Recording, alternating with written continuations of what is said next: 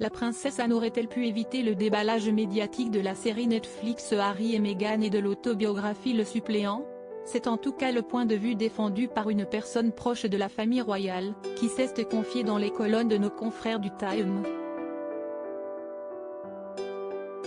Selon cette source, le statut de suppléant commun à la cadette de Charles III et au cadet du prince William aurait pu les rapprocher, apaiser les colères du prince Harry. Et peut-être éviter la crise qui traverse actuellement la famille royale britannique. Il aurait dû vraiment parler à la princesse Anne, estime dans The Times cette personne proche de la couronne.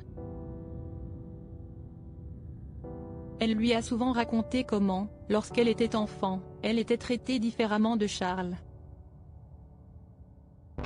Une différence dont la princesse Anne avait souffert.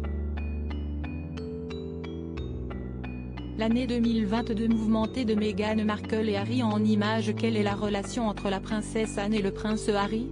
Elle était deuxième après Charles, et repoussée encore plus loin dans l'ordre de succession parce qu'elle était une femme. Mais elle a forgé son propre chemin,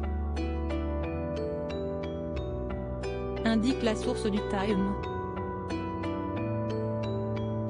Elle rappelle ensuite que la princesse Anne, tout comme le prince Harry, a connu une adolescence et une jeunesse agitée, même si elle a moins agité la presse de l'époque.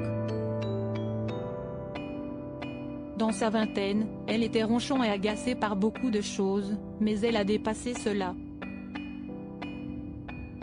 Un point commun qui devrait, selon cette source, pousser la tante et le neveu à communiquer. Il devrait parler avec elle de son expérience, ajoute encore au Times la source proche de la famille royale. Elle est maligne, elle pourrait lui raconter beaucoup des choses qu'elle a dû traverser.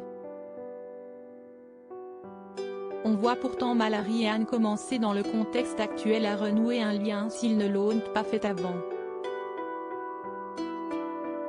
Crédit Photo, agence.